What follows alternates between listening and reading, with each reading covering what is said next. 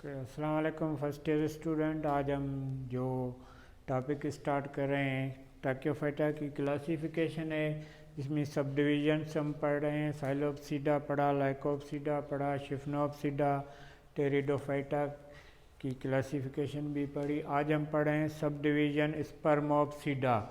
Old concept अगर हम देखें तो बॉटनी जो है वो डिवाइडेड है टू मेन ग्रुप के अंदर।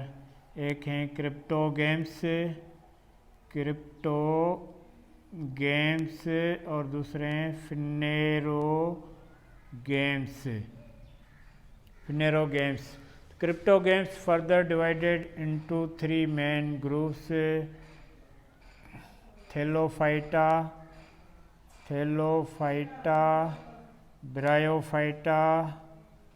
Bryophyta and pteridophyta. ये सारे सीडलेस प्लांट्स हैं।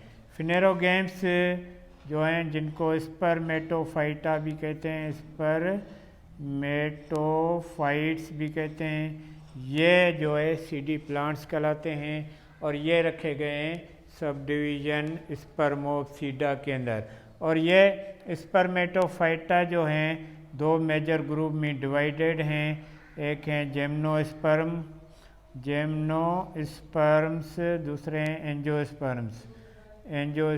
जेमनोस्पर्म्स एंड एंजियोस्पर्म्स में दो टाइप्स में डिवीज़न है। तो ये ओल्ड क्लासिफिकेशन है इसकी टेरिडोफाइटा के बाद के सब डिवीज़न स्पर्मोप्सीडा की। तो स्पर्मोप्सीडा के अंदर जो प्लांट्स आ रहे हैं उनके अगर हम जनरल कैरेक्टर्स देखें तो ये सीडी प्लांट्स हैं, सीड प्रेजेंट हैं।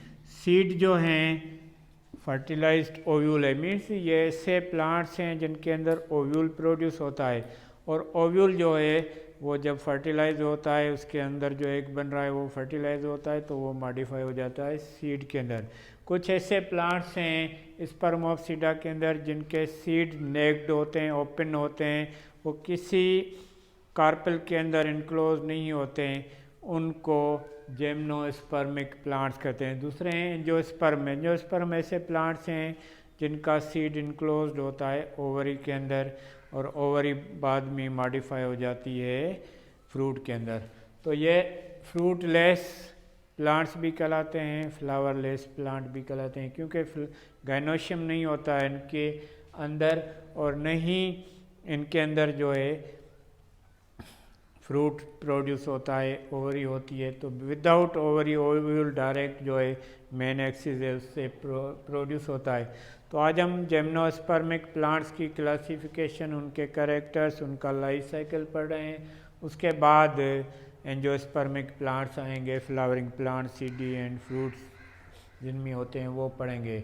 तो जेमनोस्पर्म के मेजर कैरेक्टर ये हैं कि इनका जो सीड है वो इनक्लोज नहीं है ओवरी के अंदर, विदाउट ओवरी डायरेक्ट ये नेक्ड ओव्यूल कहलाता है। ओव्यूल की जो प्रोडक्शन होती है, ओव्यूल जो है वो मेगा स्पोरेंजम प्रोड्यूस कर रहा है प्लांट रिप्रोडक्टिव स्ट्रक्चर। तो ये मेगा स्पोरम जो है वो mega spore means mother cell produce करता है। ये मदर सेल जो है वो फीमेल गेमिटोफाइटिक स्ट्रक्चर प्रोड्यूस करते हैं जो हैप्लॉइड होते हैं और उनके अंदर आर्चिगोनिया डेवलप होता है। एंजियोस्पर्मिक प्लांट्स के अंदर आर्चिगोनिया की फॉर्मेशन नहीं होती, लेकिन जेमनोस्पर्मिक जो प्लांट्स हैं उनके अंदर आर्चिगोनिया प्रोड्यूस होता है फीमेल गेमिटोफाइटिक जो बॉडी स्ट्रक्चर है उसके अंदर। और ये पूरा जो स्ट्रक्चर है इनक्लोज्ड होता है ओव्यूल के अंदर और इसी आर्चिगोनिया के अंदर मियासिस सेल डिवीजन से एग बनते हैं। तो मियासिस में हमें पता है कि 4 डॉटर सेल्स बनते हैं। एक जो है वो एग फर्टिलाइज्ड होता है, 3 जो हैं वो डिस्ट्रॉय हो जाते हैं। तो ये लाइफ साइकिल अगर हम देखें तो bunch of ovules present upon the tip of branch और स्टेम।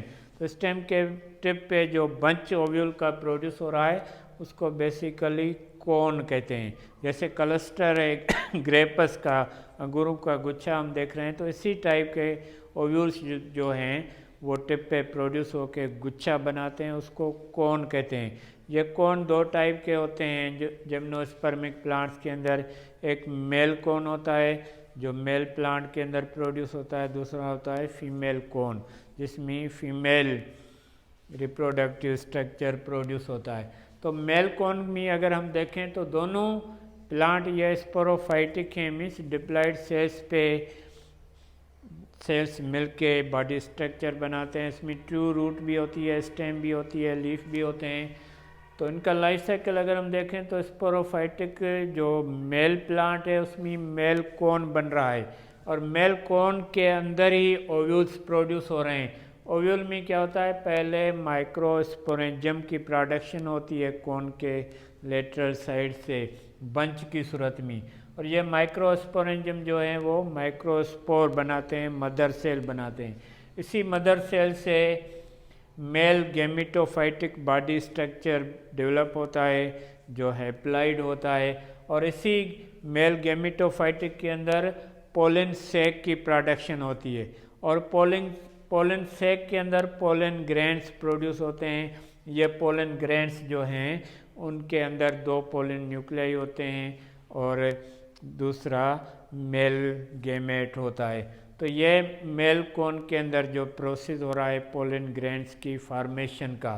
फीमेल कोन के अगर हम को देखें तो उसकी बॉडी के अंदर जो कोन फीमेल प्रोड्यूस हो रहा है उसमें जो ओव्यूल्स प्रोड्यूस हो रहे हैं, तो फीमेल कोन के अंदर मेगास्पोरेंजियम स्ट्रक्चर पहले डेवलप हो रहा है, और ये मेगास्पोरेंजियम जो है वो मेगास्पोर मदर सेल्स के अंदर मॉडिफाई हो रहा है, और ये मदर सेल्स जो है वो female gametophytic body structure produce कर रहा है, और ये भी हैप्लॉइड बॉडी स्ट्रक्चर होता है, मीन्स एंड नंबर पे। उसके बाद क्या होता है कि इसी फीमेल गैमेटोफाइटिक बॉडी स्ट्रक्चर के अंदर आर्चिगोनिया की प्रोडक्शन होती है, लेकिन आर्चिगोनिया के साथ साथ इसके अंदर एंडोस्पर्म की प्रोडक्शन भी होती है, लेकिन इनका जो एंडोस्पर्म होता है जिम्नोस्पर्म का वो हैप्लॉइड होता है, क्योंकि इनके अंदर सिंगल फर्टिलाइजेशन होती है, डबल नहीं होती जिस तरह एंजियोस्पर्म के अंदर होती है। एंजियोस्पर्म के अंदर जो एंडोस्पर्म बनता है वो डबल फर्टिलाइजेशन से डिप्लॉयड बनता है, लेकिन इनके अंदर डबल फर्टिलाइजेशन का कॉन्सेप्ट ही नहीं है, तो इनके अंदर एंडोस्पर्म जो है वो हैप्लॉइड होता है। और आर्चिगोनिया के अंदर एक की प्रोडक्शन होती है, मियोसिस सेल डिवीजन से 4 सेल जो बनते हैं उसमें 3 डिस्ट्रॉय हो जाते हैं और 1 जो है वो एग बनता है, वो एग प्रोटेक्टेड होता है ओव्यूल के अंदर ही। फिर इनके अंदर भी पॉलिनेशन का प्रोसेस होता है, लेकिन इनमें जो पॉलिनेशन होती है वो विंड के थ्रू होती है। मेल पोलन ग्रेन्स जो बन रहे हैं मेल कोन के अंदर, तो ये जब कंप्लीट प्रोसेस हो रहा है तो ये कोन जो है उनके ओव्यूल्स जो हैं वो टूटते हैं, रप्चर्ड होते हैं, तो उनसे जो पोलन ग्रेन्स हैं उनमें विंग टाइप स्ट्रक्चर होते हैं, तो वो विंड के थ्रू जो है फ्लाई करके आते हैं फीमेल कोन की तरफ, और फीमेल कोन के पे जब ये गिरते हैं तो ये एग को फर्टिलाइज करते हैं। जब एग फर्टिलाइज होता है तो जाइगोट बन जाता है, और zygote mitotic cell division start करता है, क्योंकि आगे बॉडी स्ट्रक्चर जो बनना है वो स्पोरोफाइटिक बनना है, और मेल गैमेट हैप्लॉइड है, फीमेल गैमेट जो एग है वो भी हैप्लॉइड है। जब इनकी फ्यूजन हो रही है फर्टिलाइजेशन के लिए तो डिप्लॉइड जाइगोट बन रहा है, और ये जाइगोट माइटोटिक सेल डिवीजन से एम्ब्रियो बनाता है। ये एम्ब्रियो प्रोटेक्टेड होता है ओव्यूल के अंदर, और जब एम्ब्रियो बनना शुरू होता है तो ओव्यूल जो है वो सीड में मॉडिफाई होना शुरू हो जाता है और सीड बन जाता है, और ये सीड जो है इस ओव्यूल से बनता है। ये सीड जो है इसमें एंडोस्पर्म हैप्लॉइड होता है, डिप्लॉइड नहीं होता जिस तरह एंजियोस्पर्म के अंदर, और नई कार्टिलिडॉन्स बनते हैं इनके अंदर। और ये जैसे ही एम्ब्रियो बनता है तो एम्ब्रियो के 2 पार्ट होते हैं, क्योंकि ये भी सीडी प्लांट्स हैं, तो इनके अंदर जो एम्ब्रियो बन रहा है ओव्यूल के अंदर, ओव्यूल का अगर हम स्ट्रक्चर देखें तो ओव्यूल विदाउट ओवरी होता है, और इसी ओव्यूल के अंदर ये एंडोस्पर्म की प्रोडक्शन हो रही है, और इसमें ये एम्ब्रियो बन रहा है। एम्ब्रियो के 2 पोर्शन होते हैं, प्लूमोल एंड रेडिकल। रेडिकल, और आउटर ओव्यूल जो है ये सीड कोट में बना लेता है।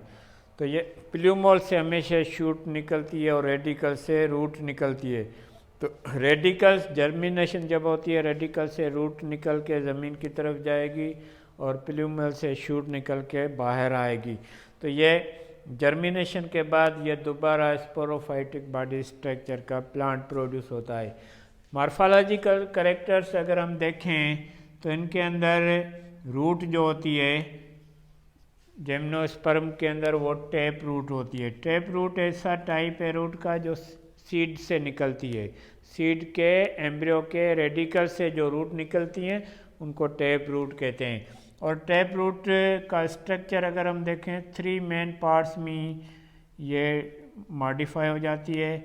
एक जो डायरेक्ट सीड से रेडिकल से निकल रहा है उसको प्राइमरी रूट कहते हैं, और इसी प्राइमरी रूट से जो निकल रही है इसको सेकेंडरी रूट कहते हैं। सेकेंडरी से जो निकल रही है उसको टर्शियरी रूट कहते हैं। और रूट के टिप पे कैप होती है, रूट कैप कहलाती है, उसमें रूट हेयर्स होते हैं जो मिनरल्स एंड वाटर्स ऑब्जर्व करते हैं सोइल से। तो ये स्ट्रक्चर है टैप रूट का, और इनके अंदर भी टैप रूट होती है क्योंकि ये भी सीडी प्लांट्स हैं जिम्नोस्पर्म के। रूट टैप होती है इनके अंदर।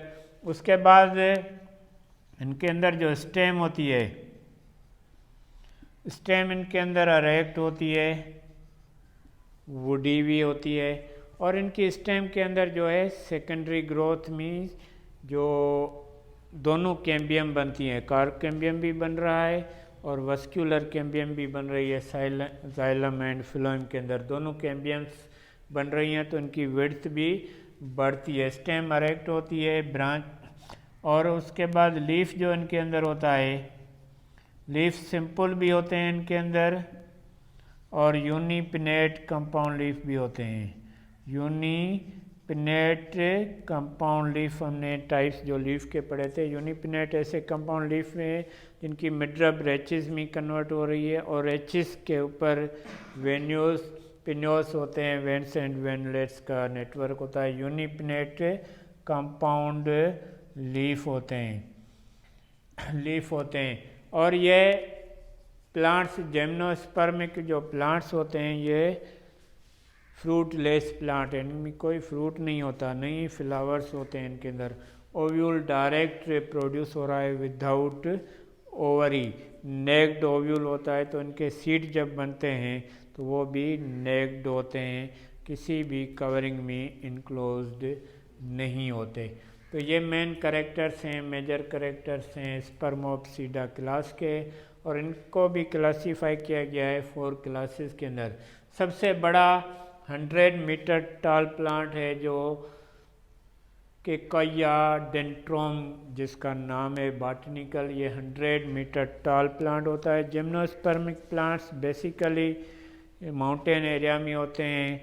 कश्मीर है, नीलम वादी है, कागान है, उस एरिया में ये ज़्यादा होते हैं जहाँ पे टेम्परेचर जो है वो इन्वायरमेंटल कम होता है, वहाँ पे ये होता है। तो ये सिंपल प्लांट्स हैं, सीडी प्लांट ज़रूर हैं, लेकिन इनके अंदर कोई फ्लावर नहीं होता, कोई फ्रूट नहीं होता, और इनका जो लाइफ साइकिल है वो भी बिल्कुल सिंपल है। बंच ऑफ ओव्यूल्स प्रोड्यूस हो रहा है जिनको कोन कहते हैं। कोन मेल अलग होता है, फीमेल अलग होता है। फीमेल कोन के अंदर सिर्फ फीमेल गेमिटोफाइटिक बॉडी स्ट्रक्चर बन के आर्चिगोनिया बना रहा है और फर्टिलाइजेशन हो रही है। पॉलिनेशन भी इनके अंदर होती है, और इनके सीड के अंदर एंडोस्पर्म जो होता है वो हेप्लाइड होता है, डिप्लाइड नहीं होता। तो ये मेन कैरेक्टर्स हैं। ये क्लासीफाई किया गया है 4 क्लासेस के अंदर। साइकाडोफाइटा, गुंगुडोफाइटा, जेनिडोफाइटा एंड फेरिडोफाइटा। 4 क्लासेस हैं इनके, और इनके अंदर हर क्लास के अंदर कैरेक्टर्स जो हैं वो डिसिमिलर होंगे, तब तो ये क्लासीफाई किए गए हैं। तो कल हम इनकी क्लासिफिकेशन पढ़ेंगे, चारों क्लासेस पढ़ेंगे। आज हमने सिर्फ स्पर्मोप्सिडा के कैरेक्टर्स और लाइफ साइकिल पढ़ा है। कल हम पढ़ेंगे क्लासिफिकेशन ऑफ स्पर्मोप्सिडा। ओके।